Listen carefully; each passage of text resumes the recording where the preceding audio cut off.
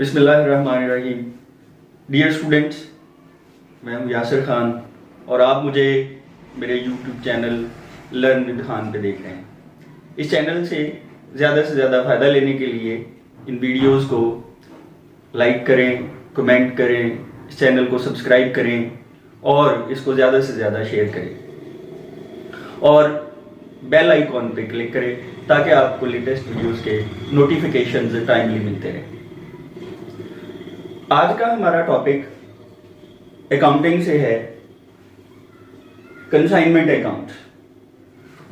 ये topic Icom part second में, BCom part second में और बीएस कॉमर्स के डिफरेंट सेमेस्टर्स में पढ़ाया जाता है। हम देखते हैं कि कंसाइनमेंट की नीड क्या है, कंसाइनमेंट है क्या। जब भी हम कारोबार करते हैं तो कारोबार करते हुए हम ये चाहते हैं कि हमारा कारोबार एक्सपेंड करे, कारोबार वसी हो।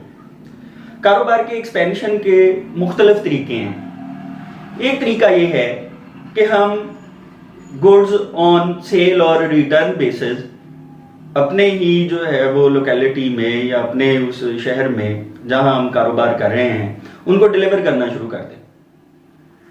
शॉपकीपर के पास माल रखवाएं, फिर जो है वो उसको चंद दिन बाद जो है वो जाके शॉपकीपर से पूछें। अगर माल बिक गया हुआ है तो वो आपको उसके पैसे दे दे, और अगर जो है वो माल सेल नहीं हुआ है और वो समझता है कि ये माल वहाँ पे सेल नहीं होगा तो वो आपको वापस कर दे।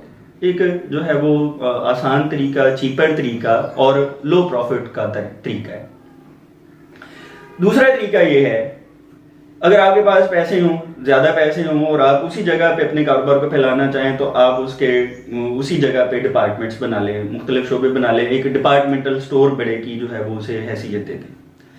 इसके लिए आपको ज़्यादा सरमाया दरकार होगा, लेकिन प्रॉफिटेबिलिटी के चांसेस भी बेहतर होंगे, प्रॉफिट भी ज़्यादा होने के इम्कानात होंगे।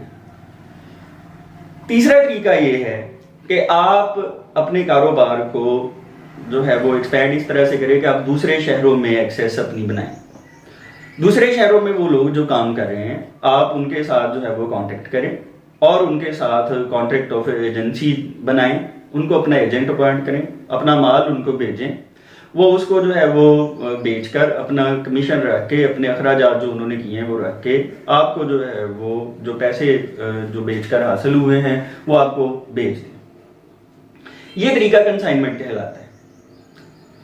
कंसाइनमेंट भी एक जो है वो आसान और चीपर मोड है और इसमें प्रॉफिट के चांसेस सेल और रिटर्न से अलबत्ता जो है वो ज्यादा है।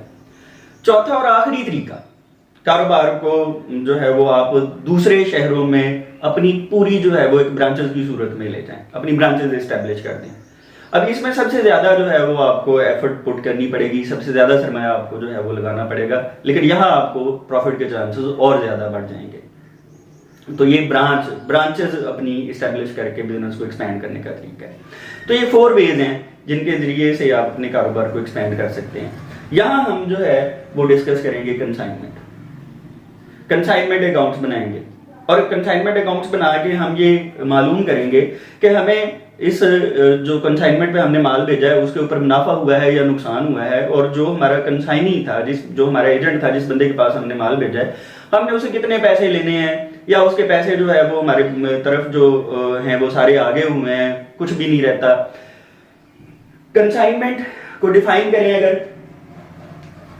Act of sending goods from one place to another by person consignor to another person consignee to be sold against commission, that is called consignment. यानी कंसाइनमेंट एक ऐसा अमल है जिसमें एक शख्स दूसरे शख्स को, एक शख्स जो बेच रहा है वो कंसाइनर है, जिसको भेजा जा रहा है वो कंसाइनी है, एक जगह से दूसरी जगह माले तिजारत कमीशन में के बदले में फरोख्त करने के लिए भेजता है। तो ये अमल जो है वो कंसाइनमेंट कहलाता है। अब आपको समझ आ जानी चाहिए यहाँ से डेफिनेशन में चाहिए कि कंसाइनमेंट में कितनी पार्टीज हैं। कंसाइनमेंट में 2 पार्टीज इन्वॉल्व हैं। There are 2 parties involved in consignment. एक है सेंडर ऑफ गुड्स और दूसरा है receiver of goods. Sender of goods consignor है और रिसीवर ऑफ गुड्स जो है वो कंसाइनी है। चूंकि उनके दरमियान एजेंसी का रिलेशनशिप बन गया है वो एक एजेंट बन गया, ये प्रिंसिपल कहलाएगा। तो जो सेंडर है वो कंसाइनर है और प्रिंसिपल है, और जो रिसीवर है वो कंसाइनी है और एजेंट है। डॉक्यूमेंट्स कौन से कंसाइनमेंट में इन्वॉल्व होते हैं, ये वो बेसिक टर्म्स हैं जो हमें अगर समझ आएंगी तो क्वेश्चंस करते हुए हमें आसानी रहेगी और टॉपिक जो है वो समझ में आ जाएगा। कंसाइनमेंट में दो तरह की डॉक्यूमेंट्स इन्वॉल्व है, एक है परफॉर्मा इनवॉइस और एक है अकाउंट सेल्स। डेफिनेशन आपने ये देख लेनी है, कुछ इंग्लिश और उर्दू में मिक्स हैं आईकॉम के स्टूडेंट्स के लिए। उर्दू जो है वो मैं डेफिनेशन जब बोलूं तो उसको जरा आपने समझ लेना है, उसको लिख लेना है, ताकि आपकी वो शॉर्ट क्वेश्चन की जो है वो प्रेपरेशन हो जाए। परफॉर्मा इनवॉइस और अकाउंट सेल्स। परफॉर्मा इनवॉइस क्या है? A document sent by consignor to consignee as a forwarding letter containing description of goods sent. यानी ये एक ऐसी दस्तावेज है जो कि कंसाइनर की तरफ से कंसाइनी को भेजी जाती है।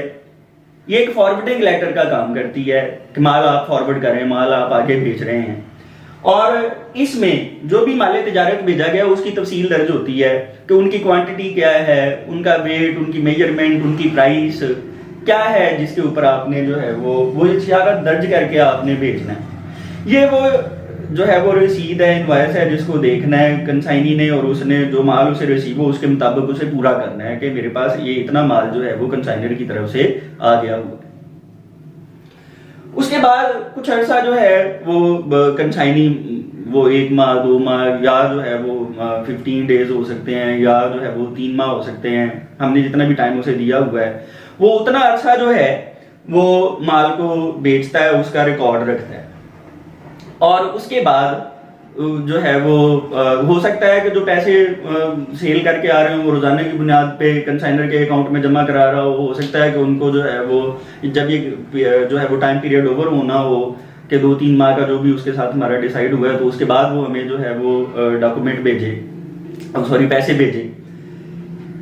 अकाउंट सेल्स ये है कि एक document sent by consignee to consignor, ये कंसाइनी की तरफ से कंसाइनर को भेजी जाती है, और containing the details of goods sold, expenses incurred, कोई भी जो अनसोल्ड स्टॉक है पड़ा हुआ है, कोई बैड डेट्स हो गए हैं, या जो है वो कोई भी लॉस हो गया है कंसाइनी के पास, जो है वो चीजें जो थी उनमें कोई चीजें ज़ाया हो गई हैं, कोई चोरी हो गई है, कोई आग लग गई है, कोई एक्सीडेंट हो गया है, नॉर्मल लॉस हो गया है या एबनॉर्मल लॉस हो गया है, उन तमाम बातों की डिटेल्स जो हैं जिस डॉक्यूमेंट में लिख के कंसाइनी कंसाइनर को भेजता है उसे अकाउंट सेल्स कहते हैं। ये वो डॉक्यूमेंट है जिसको वसूल करके कंसाइनर जो है वो इस पोजीशन में आता है कि उसके बाद वो हिसाब कर सके कि वो जो एजेंट था उसको जो ये जो कंसाइनमेंट माल भेजा गया था उस कंसाइनमेंट पे उसे मुनाफा हुआ है या नुकसान हुआ है। बुनियादी तौर पर हमने हर कंसाइनमेंट के ऊपर जो माल भेजा गया हर एक का डिफरेंट रिकॉर्ड होगा एक दूसरे से, हमने ये फाइंड करना है कि इसके ऊपर हमारी फाइनेंशियल परफॉर्मेंस कैसी रही है। डॉक्यूमेंट्स जो कंसाइनमेंट में इन्वॉल्व हुई हैं उनके बाद अब हम देखते हैं कि कमीशन कितनी टाइप्स का होता है और उसको डिफाइन करते हैं। 3 टाइप्स का कमीशन हमने डिस्कस करना है क्वेश्चंस में, नॉर्मल कमीशन, ओवरराइडिंग कमीशन और डेनकर डे कमीशन। नॉर्मल कमीशन क्या है? Commission agreed between consignor and consignee, consignor और कंसाइनी के दरमियान एक मुआहदा है, कॉन्ट्रैक्ट ऑफ एजेंसी है, ये मुआहदे के तहत ही सारा काम हो रहा है, एग्रीमेंट हुआ है।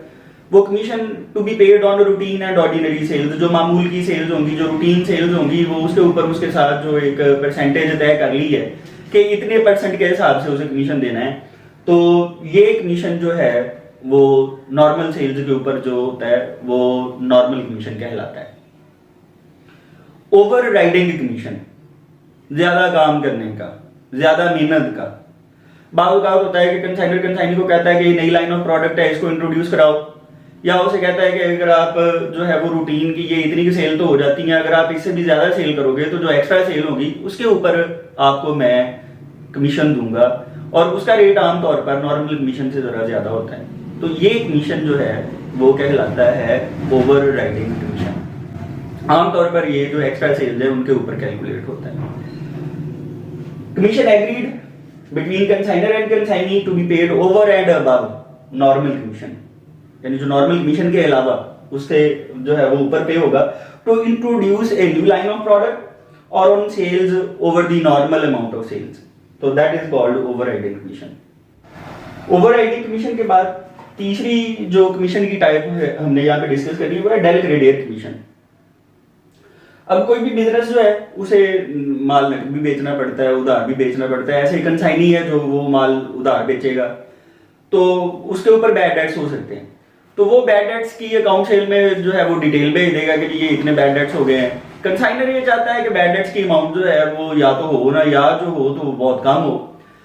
तो उसके लिए कंसाइनर कंसाइनी को एक जो है वो कमीशन की सूरत में एक इंसेंटिव देता है। वो उसे जो है वो ये कहता है कि हम आपको ये कमीशन देंगे, लेकिन आप जो है वो फिर रिस्पॉन्सिबिलिटी ले लें कि कंप्लीट रिकवरी होगी जो भी उधार माल बेचा गया है, और बैड डेट्स अगर कोई हुए तो उसका लॉस जो है वो कंसाइनी बर्दाश्त करेगा।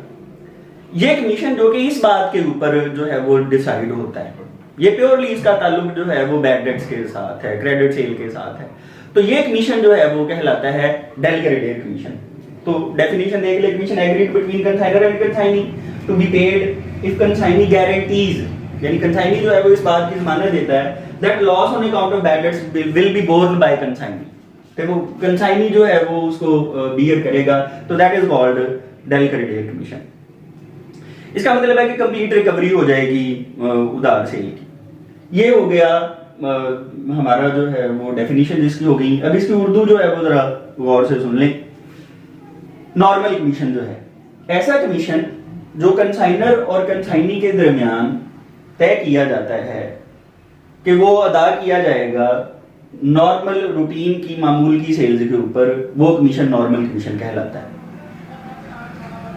ऐसा कमीशन जो कि कंसाइनर और कंसाइनी के दरमियान तय किया जाता है जो कि नॉर्मल कमीशन की रकम से जायद होता है, और इसे या तो नई प्रोडक्ट मुतारफ कराने के ऊपर या एक खास टारगेट से ज्यादा सेल्स करने के ऊपर कंसाइनर की तरफ से कंसाइनी को पे किया जाएगा, तो ये कमीशन ओवरराइडिंग कमीशन कहलाता है।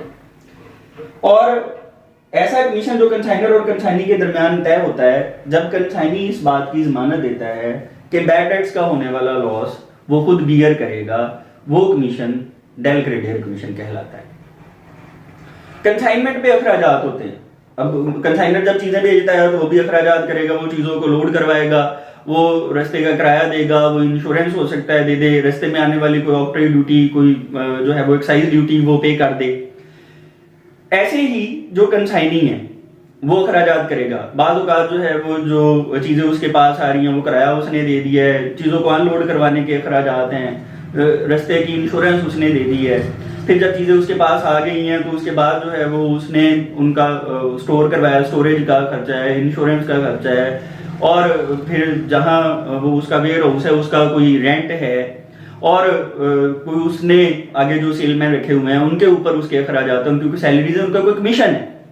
तो कंसाइनमेंट के ऊपर अखराजात हो रहे हैं, वो कंसाइनर भी कर रहा है, कंसाइनी भी कर रहा है।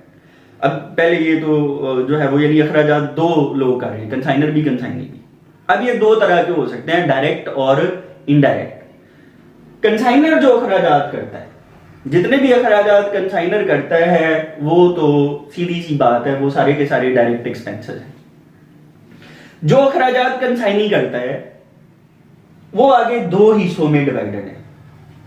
कंसाइनी की तरफ से होने वाले अखराजात दो तरह के, दो मजीद जो है वो कैटेगरीज में आएंगे।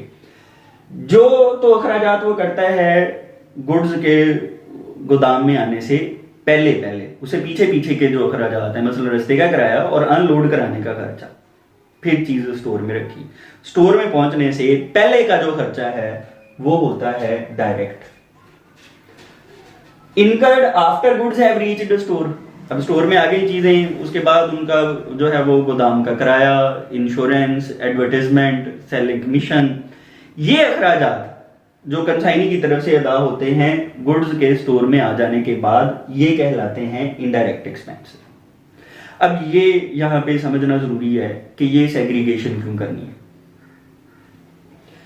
वो इसलिए जरूरी है कि आगे जब हमने जर्नल एंट्रीज करनी है और हमने जो कोई एंड पे चीजें बच जाए कंसाइनी के पास, क्लोजिंग स्टॉक जो बच जाए या अगर एबनॉर्मल लॉस हो जाए, तो उसके ऊपर उसकी वैल्यूएशन करते हुए हमने ये ध्यान में रखना है कि सिर्फ और सिर्फ डायरेक्ट एक्सपेंसेस जो होते हैं वो उसमें शामिल किए जाते हैं, क्योंकि direct expenses are the part of cost of goods sent या कॉस्ट ऑफ गुड्स सोल्ड। जो डायरेक्ट एक्सपेंसेस हैं उनका ही पोर्शन क्लोजिंग स्टॉक और एबनॉर्मल लॉस की वैल्यूएशन करते वक्त कंसिडर किया जाएगा, इनडायरेक्ट एक्सपेंसेस नहीं।